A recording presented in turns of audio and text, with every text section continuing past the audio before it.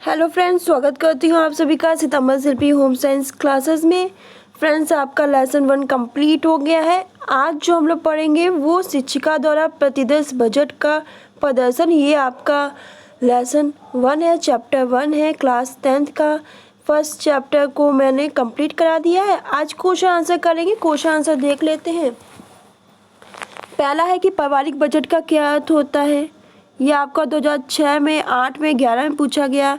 तो पारिवारिक बजट एक ऐसा प्रपत्र होता है जो एक निश्चित अवधि में परिवार के आय और व्यय को दर्शाता है। एंजल्स के सिद्धांत को स्पष्ट कीजिए। ये आपका 2008 और 9 में पूछा गया है। तो एंजल्स के सिद्धांत के अनुसार परिवार द्वारा भोजन पर किए जाने वाले व्यय का प्रतिशत पारिवारिक आय में वृद्धि होने पर कम हो जाता है व विलासिता होने वाले व्यय के प्रतिशत में वृद्धि हो जाती है। वस्त्र, प्रकाश, आवास व ईंधन आदि पर होने वाले व्यय का प्रतिशत मान सदैव एक जैसा रहता है, स्थिर रहता है।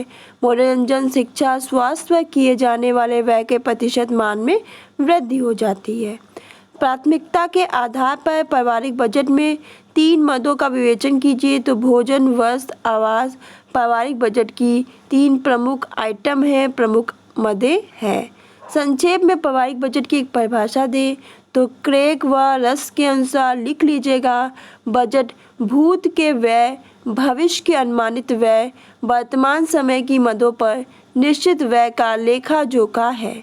पारिवारिक बजट का सर्वोत्तम प्रकार कौन सा समझा जाता है। तो पारिवारिक बजट का आप समझ लीजिए, बजट का बजट पारिवारिक बजट का सर्वोत्तम प्रकार समझा जाता है। फिर है आपका पारिवारिक बजट का निर्माण क्यों आवश्यक है।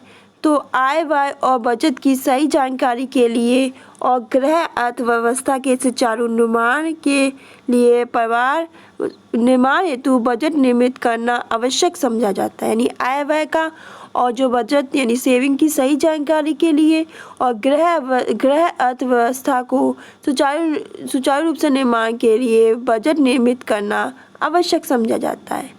मितव्ययिता से क्या आश्रय है।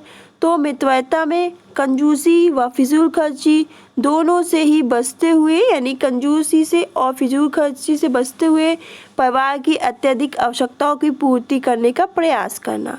वह बजट कौन सा बजट कहलाता है जिसमें आय से अधिक व्यय का प्रावधान हो। तो वह पारिवारिक बजट घाटे का बजट कहलाएगा जिसमें आय से अधिक व्यय हो। यानी आय जितनी नहीं है उससे ज़्यादा व्यय कर रहे हो तो वो कैसा घाटे का बजट कहलाएगा।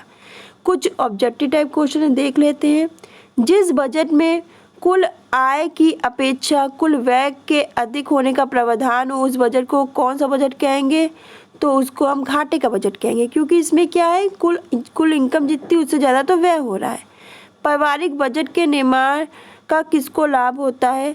तो जो आपका पारिवारिक बजट के निर्माण का जो लाभ होता है वो समाज सुधारकों को आपको सरकार को, गृहिणी को, समाज सुधार को, सभी को लाभ होता है। तो पारिवारिक बजट के निर्माण का आपको सरकार को भी लाभ होगा, गृहिणी को भी और समाज सुधारकों को भी लाभ होगा।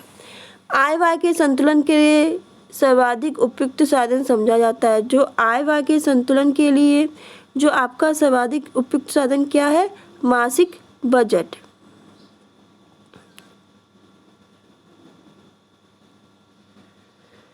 निम्न में से कौन सी बजट प्रमुख मद नहीं है आपकी। तो आपका शिक्षा है, फैशन, दुकान है, आपका मकान है, भोजन है। तो इसमें से निम्न में से कौन सी बजट की प्रमुख मद नहीं है। तो फैशन और दुकान। आपका शिक्षा, मकान, भोजन ये सब प्रमुख मदें हैं।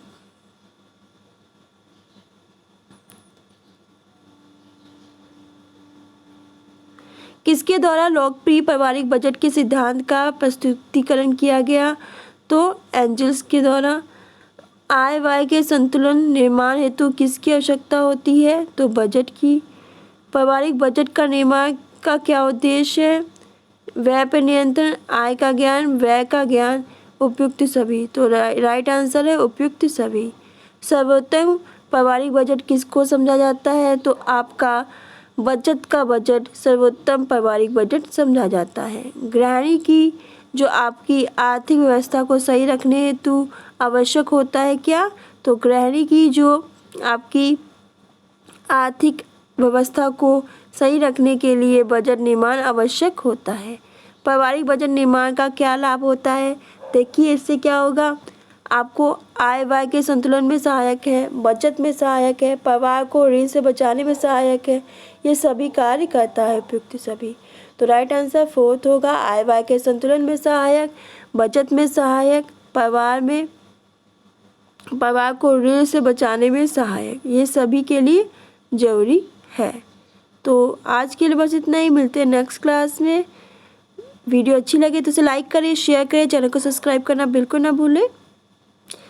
अब नेक्स्ट क्लास में नेक्स्ट टॉपिक के साथ यानी नेक्स्ट चैप्टर के साथ मिलेंगे। आपको नेक्स्ट चैप्टर कंप्लीट कराएंगे जो आपका है आय व्यय और बचत डाक खाना और बैंक के माध्यम से। ये मोस्ट इम्पॉर्टेंट है, यहाँ से क्वेश्चन आते ही है। तो इसी के साथ फर्स्ट चैप्टर फिनिश होता है पूरा ही आपका।